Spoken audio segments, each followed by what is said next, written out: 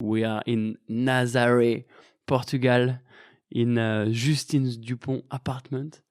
There's a bunch of surfing gears, a lot of video equipment, like submarine equipment, lots of yoga things. Trying to give the listener a little bit of an insight of where we are. Justine, welcome. Thank you so much for being a part of the What Does It Take podcast. Hello, thanks for the invitation. It's a pleasure. Cool. Well, in the end, this is your invitation. We are in your flat. So Sure. thanks for the invitation. You're a big wave surfer and much more than that. And I'm gonna be picking your brain for the next hours or minutes or years. Like, I don't know. Let's see. Good luck. Good luck with that. And now, like straight to the point. You surfed the biggest wave ever surfed by a woman a few months ago. I would really like to know, like, when you were on top of that wave, looking down at it, like what went through your brain at that very moment. I would say nothing. Nothing goes to your brain at that moment. Before, yes, you are asking yourself, I am ready for that? Am I okay? Am I ready enough? I am trained enough? And then you go. And it's like your brain stops and you're just here, living the moment. And just every sense is kind of opening and you're just here. And so I was just surfing. And for sure, I was 100% focused in the same time to all the movement, all that was happening around myself. And but yeah, 100% focus and kind of like no noise, almost like in a bubble, almost, and like flying. Like it was feeling good or scary? Good, yeah. It was feeling awesome. Before to take the choice, the decision to go on the wave. This is the kind of timing like you stress, it's scary a bit. And then as soon as you took the decision, it's okay. Let's go. It's insane because it's to give the listener a little bit of a perspective. It's between 21 to 23 meters wave, probably. Yeah, we don't know yet. It's not official records. I need to measure the wave. So if the wave is more than 21 meter, it's going to be a record. For the moment, for me, it's my record for sure. And I think, it's a huge wave for sure. So, do you know how many stories of building it is? Like 21 meters? I don't know. It's a lot of. I don't know. I think it's more than 6 for sure. Definitely more than 6. So just imagine you guys who are listening, you are in the water and there is a goddamn 7 stories building moving towards you and you are surfing it. It's fucked up. It's so crazy. Surfing is the best part of it because you can take this on the head. This is when it goes wrong. But before you got into big wave surfing, you were one of the most, and you still are one of the most achieved water women because you are like vice world champion of longboard or like longboard and stand-up paddle and surfing, and like it's crazy. Can you tell me a little bit of how like surf started to happen for you and like your life in the water back then? I don't know. Yeah, I started surfing at 11 years old, and we was going on the beach with all my family, and it was more a time that we share, it was kind of freedom time, that we stay like all the day in the water, no rules, just having fun with your friend, with your family. And I liked really a lot this, and being surrounded by nature, just yourself, and you can really feel like the ocean, be part of it. And that was like, this is my biggest passion. And then surfing, for sure, having fun on the wave. But I really love to be in the ocean. So I had no focus on using one kind of board. I was just more focused on having fun in the ocean. So for me, having a big board and if the day was kind of small and the board was the more the better for the day, I will choose the better board for the waves that I will just choose the equipment who will make me like better, like the most fun equipment for the day. For sure, yeah. Cause and then like competition started to come pretty early into your life. In 2006, you were a national champion. Yeah, and I did second on longboard pretty young as well, but I didn't want to compete at the beginning. Like for surfing, I was competing in running, athleticism, and swimming, and this kind of other sports. But surfing for me was more like a freedom sport that I didn't want to have rules applying to it. So yeah, I had a little bit of trouble at the beginning, but then I was like, okay, I won my first contest, and I was like, okay, it's still fun. I like it. I want to keep going. And at the beginning as well, going for a contest or for you have timing, and you know that you will have the contest this weekend, and if the wave was big at this weekend, we will have that make me scared. That made me scared. Sure. So the anticipation of knowing that you're gonna have some big waves, and and more the anticipation about the big wave for me was big, like 1 meter or something like this, and so I didn't want to be like you have to go in the water. So I was like, oh no, I still don't want to compete. But then I won my first contest, so I was like, yes, it's fun, and yeah. But it was weird because I was scared, and now it's kind of the same feeling about being scared, but you want way more than you are scared. Yeah, and let's go with the scary thing, because what you do is obviously super scary, surfing some of the biggest waves in the world. What kind of relation do you have with fear? Do you love, because for me, like when I ride my bike and I have to do something scary, sometimes it's good to be a little bit scary, but if you are too scared, then I know if I'm gonna do it, then I'm gonna crash, and it's not gonna go good. I think there is a fine line between being too scared and not enough scared. I don't know if it's the same for you. What relation do you have with fear? Yeah, it's the same. I really need this fear, and for sure, because when you feel the emotion when you're scared, all your body and everything is getting on a alarm mode or instinct mode, and you are more ready, you are focused, and I need this to surf big wave, because you need to have your mind like focused 100% to what you are doing, and not thinking about I didn't answer this email or something like this in the water. No, for sure. So you need this kind of fear.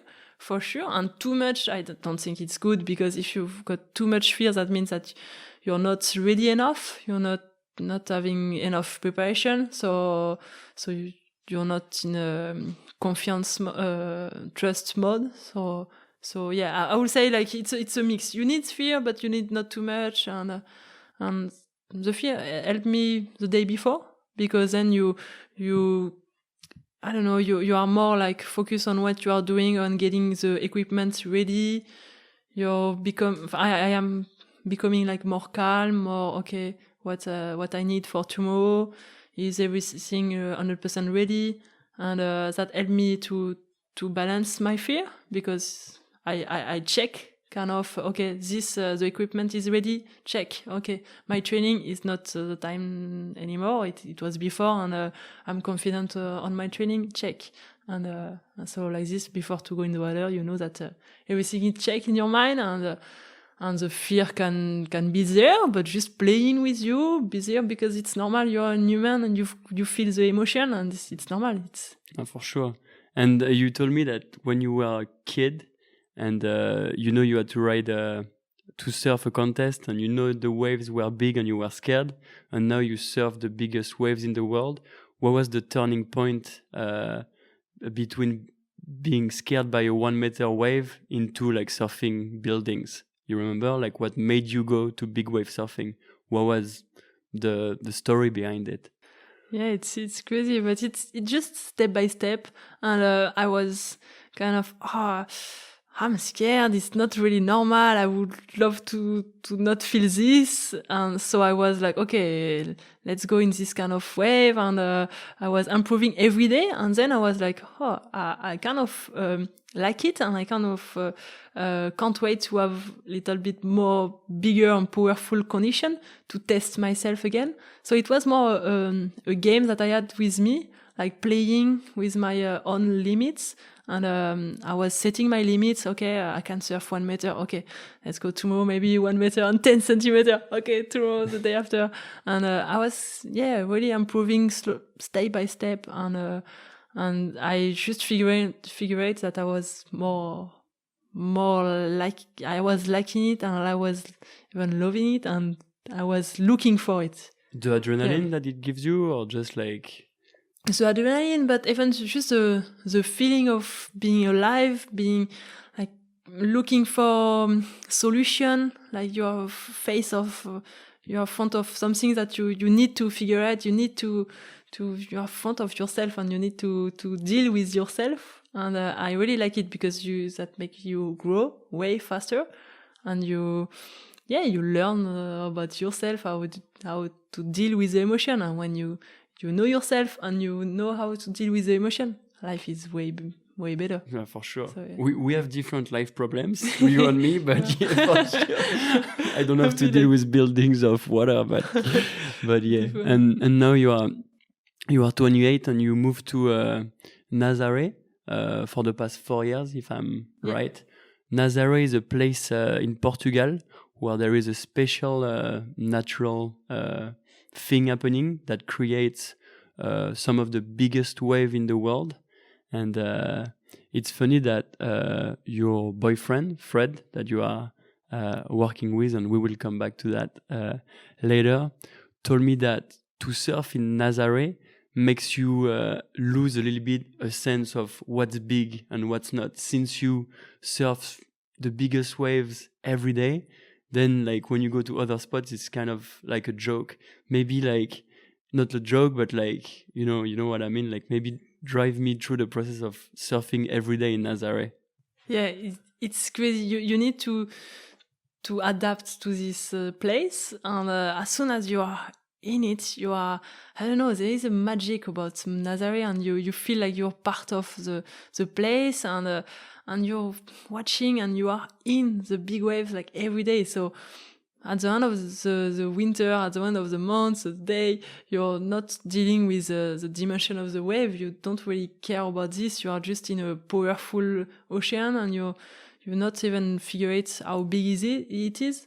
So yeah, it's kind of funny, and it's kind of weird, and it's kind of scary as well, because when you go in other place, and when it's a really big day, the day after it's the swell is dropping, and when you look from the lighthouse, sometimes you're like, oh, it's not that big. So you want to maybe, okay, I don't put this big life jacket, but no, you still need it, and it's real. It's kind of not a joke as well. Kind of serious. So even going to other place, I really respect every place, and every place have got their own risk, their own tricky parts. So yeah, I respect every place. But Nazaré, it's a magic and different one, and it can be like the paradise and the evil. It's just a crazy place, and you can feel like the power even from the lighthouse, from the shore. When you are looking at the wave, you feel the power of the nature. It's embracing everybody. I totally agree. Is it the big waves mecca for you? Well, like it is. Yeah. It is a big wave mecca. Since few years now, all the records are breaking here, and because of the canyon, there is a big canyon, really deep and really close to the shore. So there is a really geographic effect to make this wave like happening like so big, so huge, and you can't see this canyon as big as deep anywhere in the world. Anywhere in the world. I was So when we were filming for the vlog, because we filmed for a vlog today, that's gonna be available at the same time that podcast dropped, and the link to the vlog is in the show notes if you want to watch it. I was on the beach and I was looking at that special community of big wave surfer, and you were telling me that basically like all the best big wave surfer were on the beach today. It could be like body surfer or like big wave surfer from Germany, from Brazil, you guys from France. What's the relation you guys have all together? Is it like special? Yeah, there is a tiny community who live here in Nazaré, and so we know each other really well for sure, because it's a little town. So we are all the day in the water on the beach together, and this community is really close. We speak a lot about improvements on the big wave, because it's still kind of new. We can really advance on some equipment, some security points, and a lot of things. And big wave, you need the security, and you need other people watching you and take care of you, because so many days the jet ski is broken. If the jet ski broke, you need to have somebody looking at you and coming to rescue you. So we know this little community really know that we need to take care of each other, and it's a really nice vibe, really nice. I like it. Nice community. It looked like an incredible vibe. And then when there is like really big swell, you can see like there is some surfer from around the world coming, and they are more coming for the swell. So it's kind of a different community growing up, and there are more people, and it's kind of different.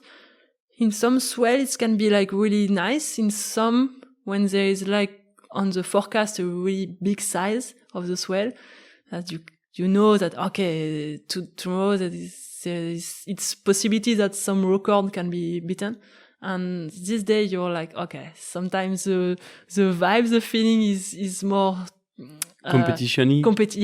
It's kind of more competition. So this is not the part that I really like, but you need this kind of good contests sometimes. But on a huge day, sometimes it's kind of a bit tricky. Yeah, even though there is a competition and who is going to surf the biggest wave, there is a massive risk factor.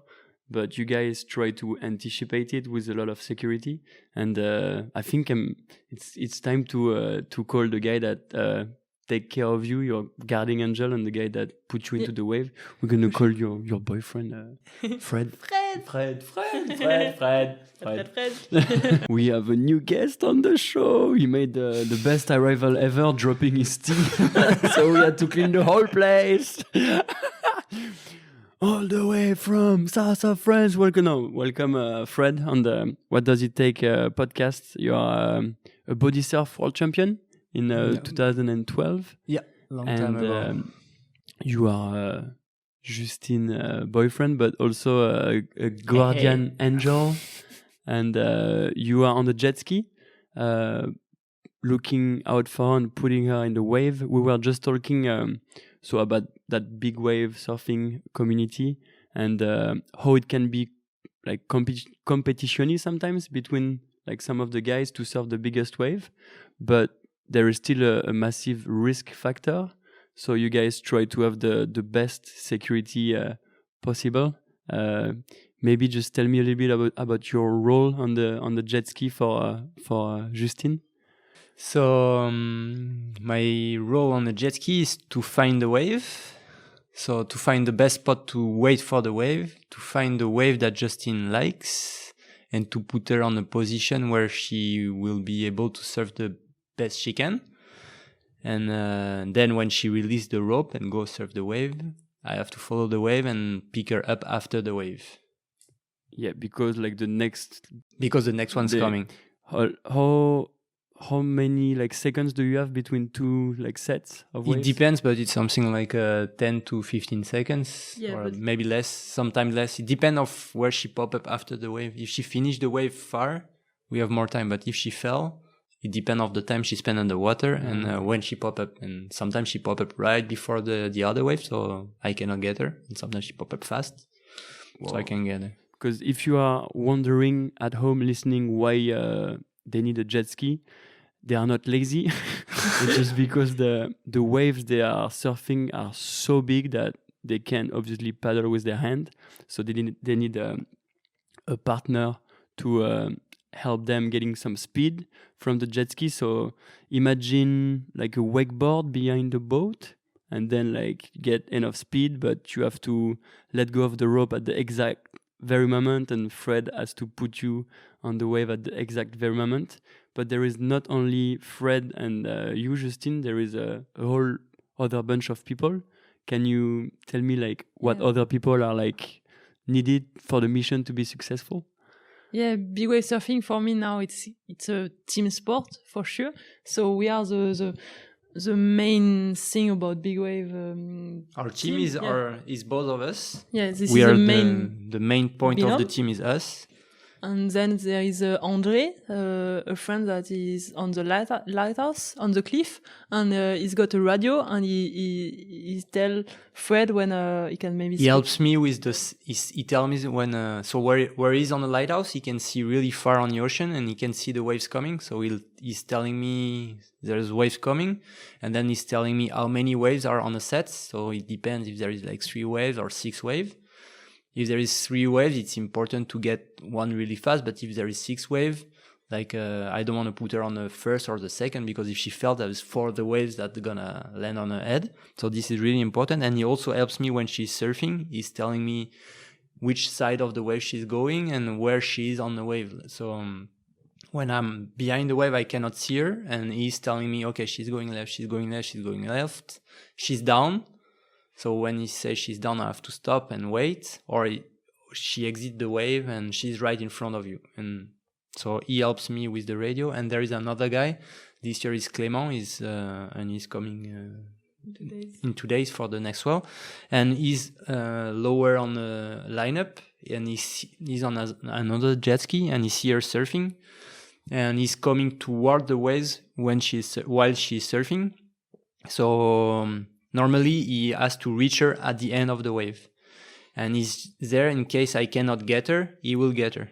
And so when I follow the wave, I listen to André, and I look at Clément where he's going. If he's keeping his way the same, he's not driving fast and just following the wave, I know she's surfing. But if I see him coming towards me, that means she fell. And then we set up behind the wave, and we wait to see her face popping up, and then we go. Whoa, maybe because you cannot go without seeing her, right? Yeah, because I don't know how far she is and how far she went with the wave. When she fell, there is so much water that her body gonna roll with the wave, and then it depends on the time when she pop her canister or inflation vest. She will pop up really fast, or she will like pop up a long time after. Wait, do you guys have like inflation vests? Yeah, we do have like something that you can.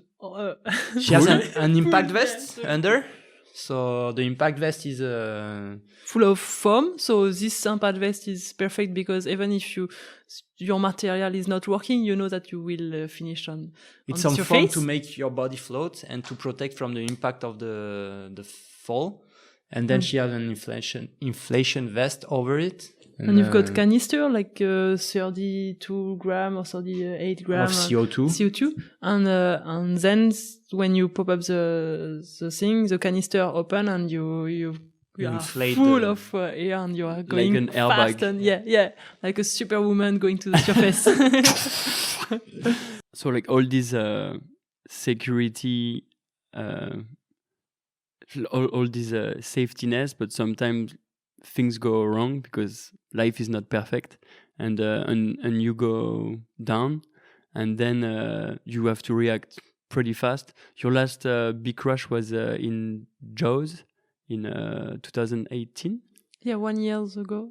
Can you like maybe explain us a little bit what happened and like what Fred has to do when you crash?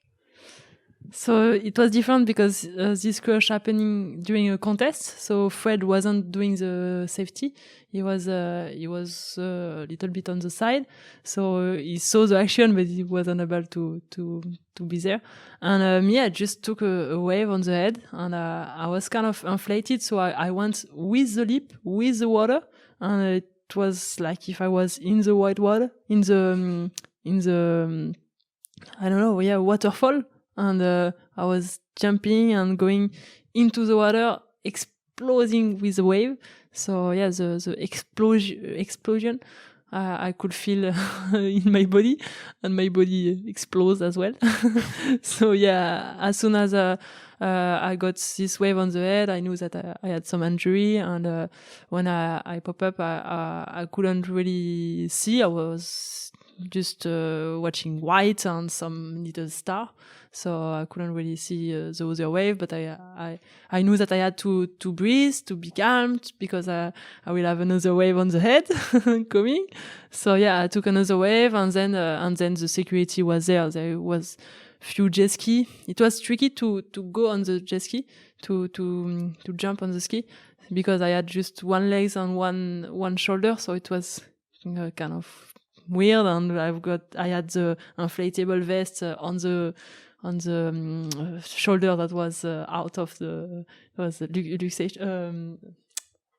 So dislocated. Dislocated. So it wasn't really funny. It was like 30 minutes of really pain, and I didn't like this 30 minutes of my life, but it's like this.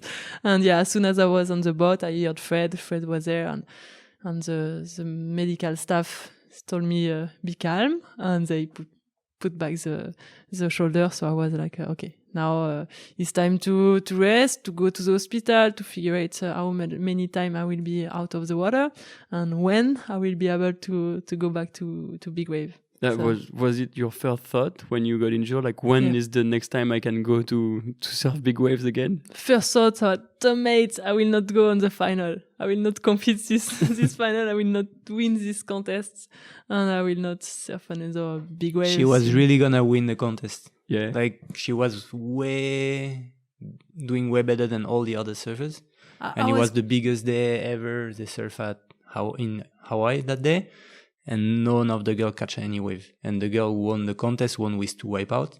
And she catch the biggest wave ever surfed by a girl before this wipeout. And she surfed another wave, she fell. And then she got injured with 1 wave on the head on the outside. But she was gonna win for sure.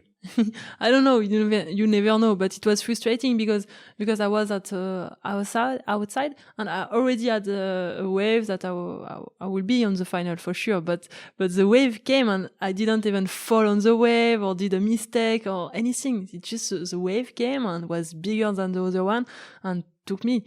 So it was kind of frustrating to be here on the lineup. Hey, come on! Why this wave is coming from further and breaking on my head? But it's happening. It's we know the risk, and I paid the price, and now I'm fully recovered. So good. And then you surfed the biggest wave of your career a year later. Did that crash change your mindset? Or like, did something click in your brain? Or it's hard to tell, because at the beginning I was really focused on the education, on everything. I didn't really want to think too much about it. I think about it. I write. What's the positive? What's the negative? What's the thing that I need to improve? Why I had this injury, and what I should have done, and then you just need to keep going and to set some new goals and to go for it.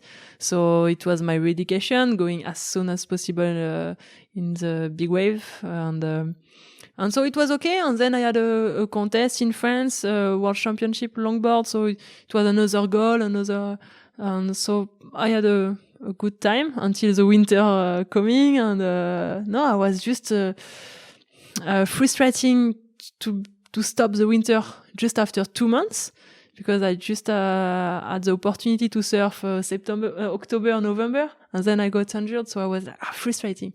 So as soon as the winter went back, this winter I was like, okay, I want to surf, I want to catch wave. I know that I am prepared enough. I'm okay. So let's do it. Fred was motivated as well. He didn't even question himself, and I didn't even question myself about stopping or going slower or not. No, it's not possible. If you want to do it, you need to do it 100%. He actually told me earlier today that after that crash, you wanted to go even bigger and even faster in the wave, and he had to adapt.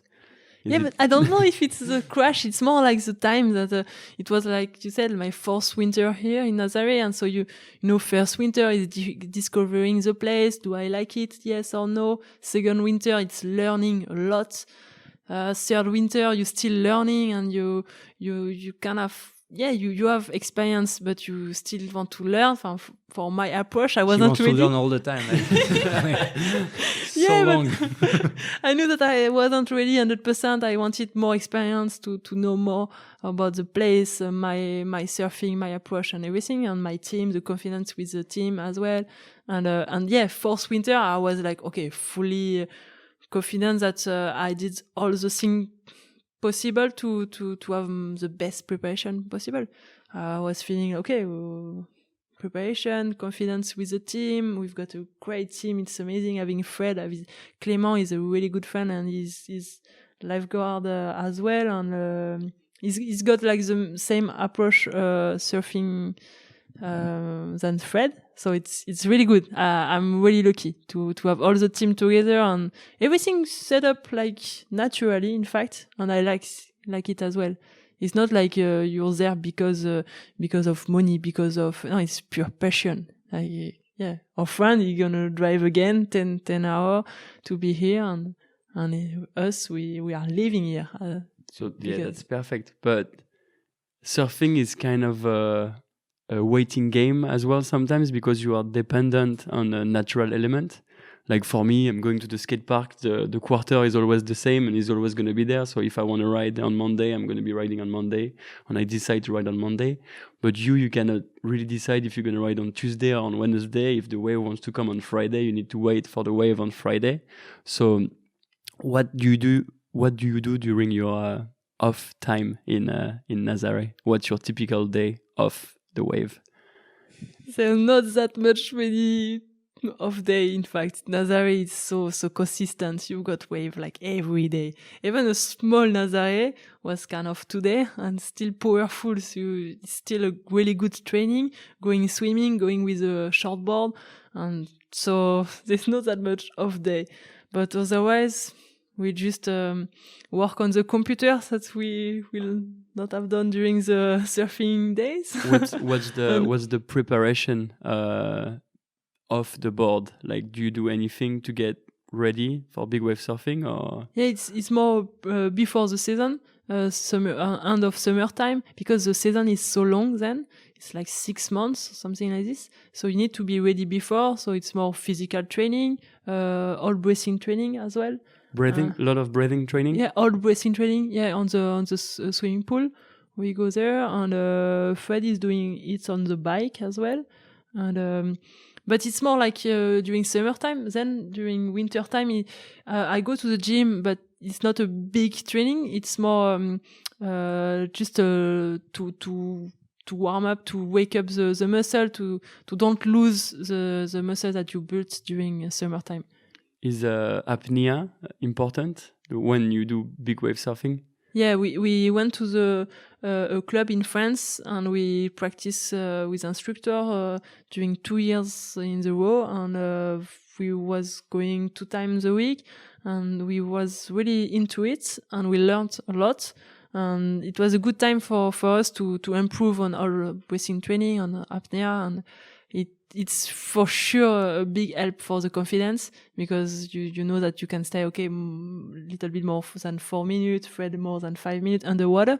That means that during big wave you will have to stay, like, maybe if you stay 20 seconds, it's gonna be a really long and big wave on the head. So it's more like 15 seconds, 10 seconds, or something like this. But it's intense. It's way different, because when you it's harder to stay 10 seconds with the wave than 5 minutes without wave. But like, it's harder in the mind and in the body, and so we train to stay a long time doing nothing in the pool. It's good, because in your head you're like, okay, I stay 5 minutes, so I can stay 10 seconds with no problem.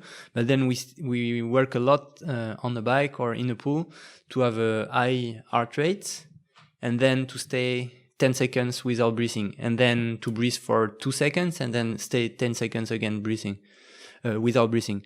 And we try to make what happened in the ocean in the pool or on the bike, and that's what makes us give us more confidence when we go there. Wow. Because we know that we can make it in the pool, so we are able to make it in the ocean. So you bring your bicycle at the pool, you pedal as fast as you can. It's in the room, and it's an electric bike. Yeah. Because if you do this, like we were doing it driving, like holding brace between the roundabouts, or then what in do you mean? Don't do it. Like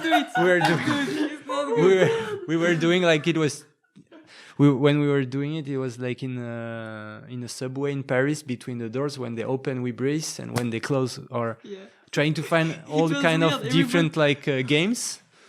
And but the easiest was on the bike in the room. I'm gonna try next time in Paris. What surfers do when they're in Paris? They just hold their breath in between metro stops. You will see.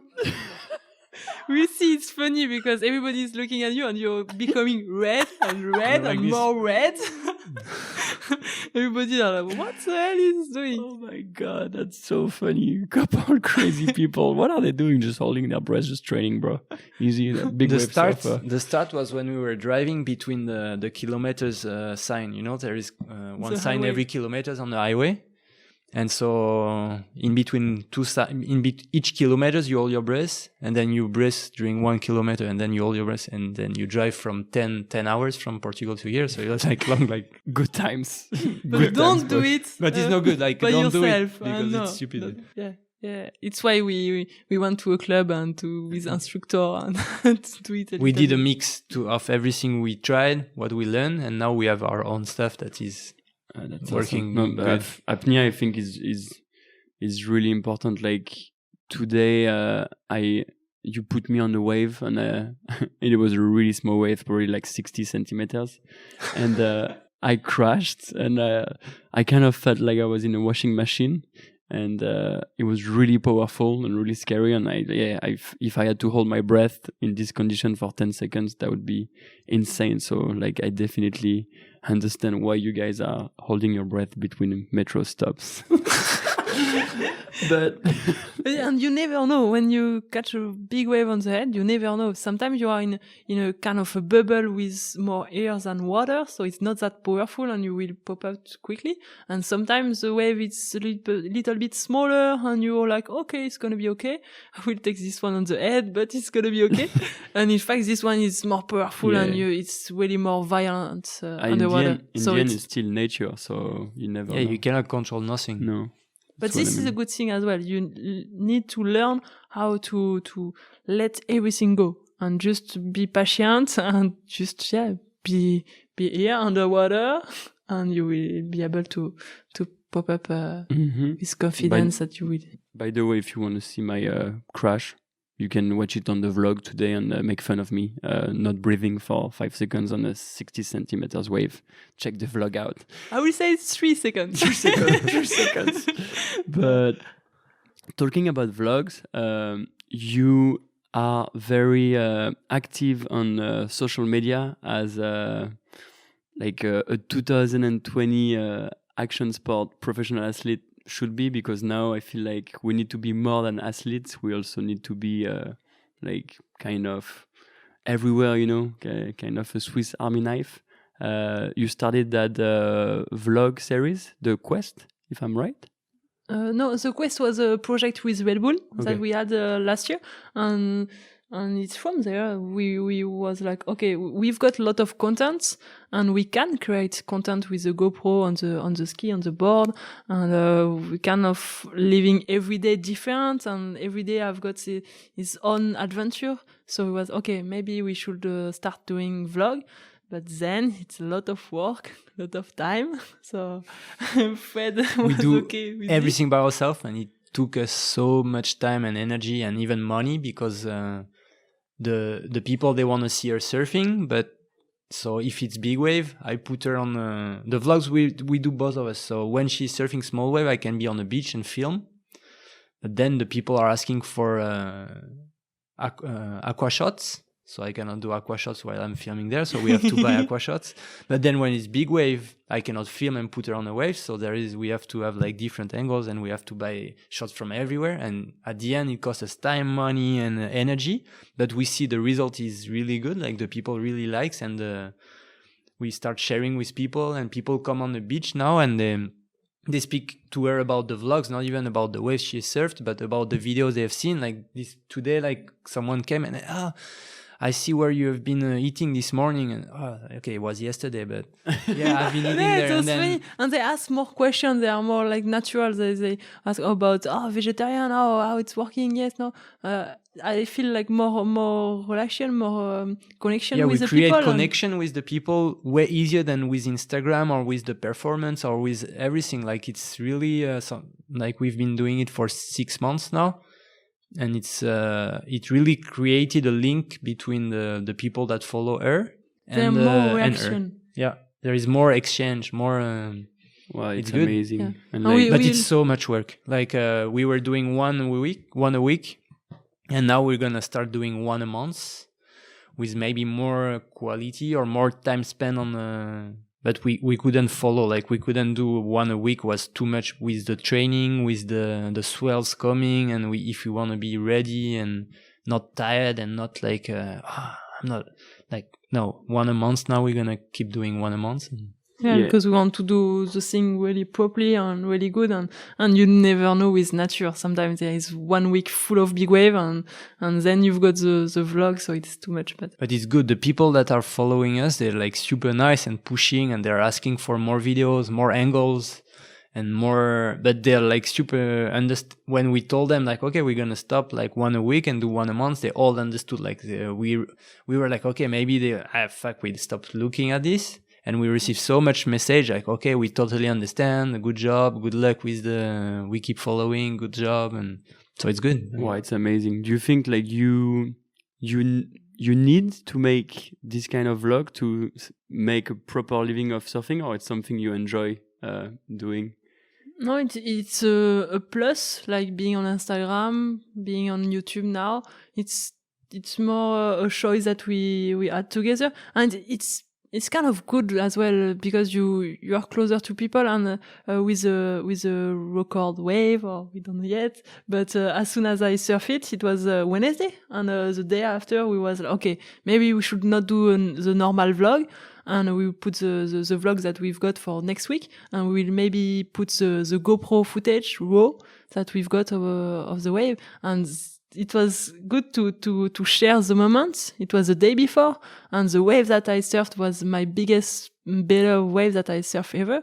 So it was good to share it with the people, and we had the information about the speed of the wave. It was 66 kilometers, and a few times it was more than 50. You need to check, but it was really fun to watch to share new information and new thing.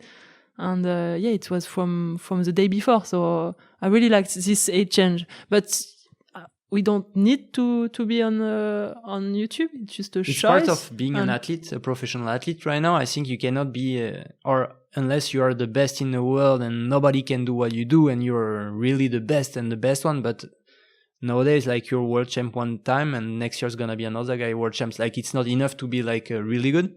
You have to create content, and you have to. So it's a real job. So if you don't really enjoy what you do, you don't do something good. So you have to find a way to enjoy what you do. And so for us, was doing vlogs, like video, was something that we learned, something new, and we share a way, like we do something that we like. Like, we like to share, and was the easiest way to share, to do something that is not like a real pain in the ass to do. Like, I don't want to do this, I just want to surf. And it was like a good mix. Like, doing those YouTube videos was something that you like doing. Yeah. Because surfing, sadly, sometimes, and more often in women surfing, sometimes the best women in competition, or the best surfers, don't get like proper recognition from sponsors because maybe like the sponsors are looking for something else. What's your position on that, Justine?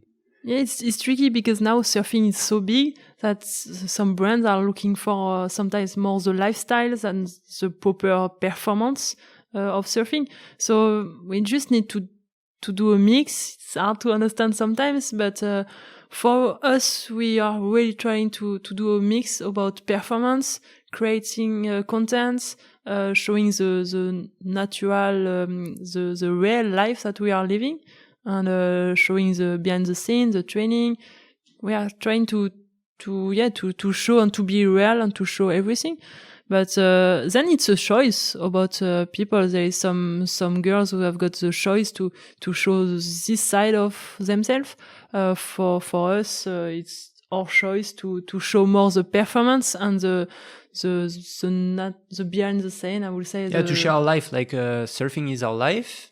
Or surfing waves in Nazaré is our life, and what we do to surf those waves, or what we do when there is no waves, or it's what we decide to share. No, it's awesome. I think people are really lucky to have like vlogs like this to realize this, and I feel like you are making women look amazing, Justine. You like surf wave as big as men's, and it's funny. I had a conversation with my girlfriend before I came on that trip, and we were talking about how in sports in general it's so hard for women to be at the same level as men. Sometimes I don't know if you look at women's soccer or like a lot of sports, but you surf wave as good as men's or better than men's, and it's crazy. It's I don't know. What's your position?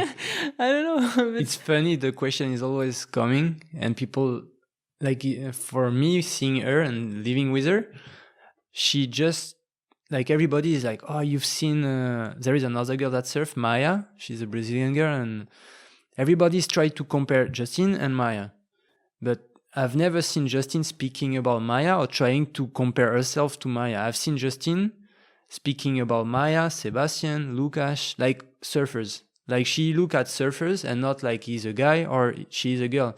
And she look at Maya, oh, she does this really well. But Lucas, he does this really well. And she tried to improve herself looking at surfers and not looking at this guy. He's a guy, so I cannot do it. She's a girl, so I have to do what she does. No, she tried to take the best of every single surfer, and I'm like, so there is no men's, there is no women. There is no men, no women. There's only surfers for her, and it's really interesting to see how she reacts. Because for me, I tried, okay, like there is one girl doing this, so she can do this. But then I learned with her that no, there is no girls and guy, and it's for not stupid, but it's useless to compare. It is stupid. I was gonna make this point. This is amazing what you say. There is no girls, there is no guys, there is just like athletes, and I feel like sometimes the fact that maybe girls are less, strong at sport than men is because we told them from the beginning that there is girls and there is guys, and maybe like there is the difference of level, but no, there is not. Like you're the human,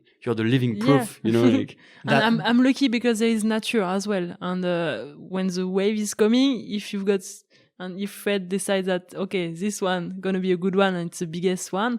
Okay, I will be on the biggest one. But there is some sport that you can see more because the muscular effect is more important.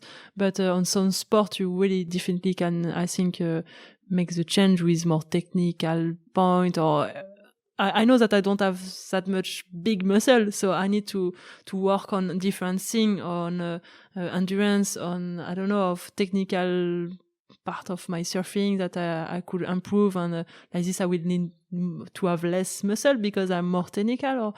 So just about knowing yourself, knowing on what you can improve and what you need to achieve your goal. And as a human, you've got a goal, girls, boy, just achieve it. Yeah, just go for it. She spoke about the GoPro video on the wave. And when we showed the video to one of the best surfers here, like he's a guy and he surfs better than anybody, and he looked at the video and he saw her, like she's going really low, like on the board, she's like really flexible and she's going really low. And the first thing is like, I think I couldn't have surfed that wave because she succeeded that wave because she was able to go that low and really flexible and manage the speed and the bumps on the wave because she was that flexible. And he has so much muscle that he's not flexible like her. And he's like, yes, maybe I'm the best surfers here, but I couldn't have surfed that wave better than you did because you're so flexible. And she's a girl, he's a guy, he's the best guy here. And he was like, wow, just like, she can do stuff that I cannot do. And but it's a balance of everything, about confidence in the team, about your training, your knowing yourself, and having the experience enough to go in good big conditions. So it's a big mix of everything. So for me, it's not just the wave and the flexibility and the muscle and it's a big mix of everything. Everything and every time it's a learning process, and you can learn and you can improve, and so it's everything all the time and anywhere. Like even cooking, I'm training. I am. If you had one advice to give to like a girl that's starting surfing and that looks up to you and that wants to be a big wave surfer one day, what would be that one advice?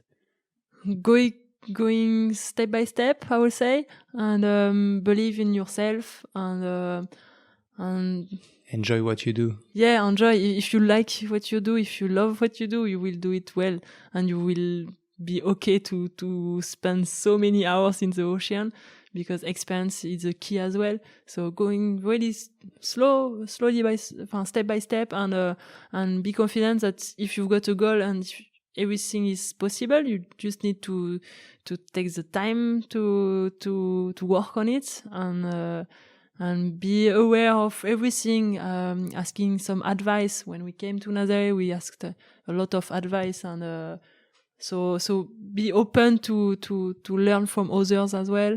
And if you love something, go for it. Yeah, because life is short. There's gonna be a lot more young girls and boys starting surfing. It's going to the Olympic for the first time this year, and surfing is getting bigger and bigger. And now there is even like wave park that you can surf, like wave coming from like a machine. Where do you think surfing is going, like with the Olympic? And where do you think it's going, and do you like where it's going? It's going everywhere, and I think it's good. It's good for everybody, and it's different. Now you can surf in some big cities, and you will be able in maybe 10 years to surf everywhere. I don't know, but with a wave pool, it's crazy. And even in the ocean, we've got so many places that we still can go and discover some new place. So it's different. I think there is surfing now for everybody. Every kind of person that maybe the surfers that prefer more the city lifestyle and everything will be enjoying the wave pool. Maybe us, our approach is now and turning with big wave. It's because as well we really like the feeling, the vibe about big wave surfing. There's less people in the water. You need to look to look for the other one, what is doing. You can call your friend to go in the water because there is nobody and you don't want to go by yourself. It's kind of the old days, and we really like this kind of surfing. But there is some people who really like going with more people in the water, and so I think there is just more different kind of surfing. More possibilities. What if tomorrow I don't know, Kelly creates a big wave machine, and that you can like surf 60-foot waves like this? Would you enjoy it, or would you be like, oh no, I prefer like the nature? I think I will enjoy it, but few minutes, few hours maybe, and then for sure nature is there's the magic that you need. I really love the being in the ocean for sure. But wave pool is nice as well. It's different for Olympics, for example. It's really good for training, for we can't go in the water today, tomorrow, and the day after, and working on the same tricks. But with the wave pool, it will be possible to work on one tricks and then to improve a lot. So surfing gonna really like all the tricks will improve. Yeah, will improve. And it's really easy to compare, like to say, okay, wave pool is worse than the ocean, or nature is better than but if you look at this, you will complain your whole life. But if you look at what can I take from the wave pool and use it to make me a better person or better surfer or whatever, like it's good. Like there is always like good things to take from the pool and bring to the ocean. Or if you don't like the wave pool, let the people go to the wave pool. And but it's good so if they create like a wave pool for a giant wave, let's try and let's see why. Exactly. And the only thing is, if that pool respect the system and doesn't consume so much electricity or respect the environment, it's better, way better. Like if they create something that destroy the environment or use so much energy, I think it's not brilliant. But if it's something that is respectful and useful for everybody, let the people enjoy that. The people that want to enjoy, let them enjoy. The people that want to try, let them try. And if you want to work on something or if it helps you, it's perfect. Word of wisdom. What do you think is the limit to big waves? I don't know, like, since it's so sad, but like the Earth with global warming or whatever is going to be more and more crazy natural elements. So potentially like even bigger waves than we've ever seen before. What do you think is the limit to big wave surfing? You think you could surf 100-foot wave one day, or maybe one day? There's no limits for sure. I feel like for the moment we almost surf the biggest wave that the ocean can create. But we haven't seen bigger wave than what we surf for the moment. And here in Nazaré, we can probably see something bigger because we see the number of the size of the wave, the period, and the direction of the swell. We can see those numbers, and those numbers can be bigger. Like we know that those numbers. So the day that those numbers come together and are good, like the good direction, the good size, and the good period, it's gonna be giant and bigger than what we've seen. But we cannot control when it will come or if it will come, but if it comes and we're ready and we will try. And the sport is evolving. We need jet ski, but the jet skis are more powerful. We need boards, but the boards are more technical and with a lot of materials. And the surfers are more trained, and the teams we are building teams now. Like it's an individual sport, but we are building a team. So teams will be bigger.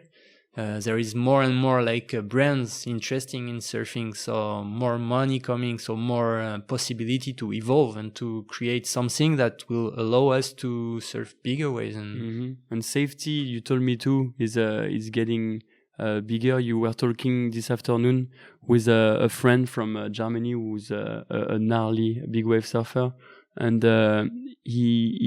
Justine was telling me that you are trying to create a more safer environment. Justine told me that he's bringing his own doctor and he's bringing his own oxygen machine on the beach when the swell is bigger. So I feel like it's making your head more clear on the wave, knowing that you have all these safety elements on the beach. Sure, we don't want, like, before they were surfing big wave with board shorts.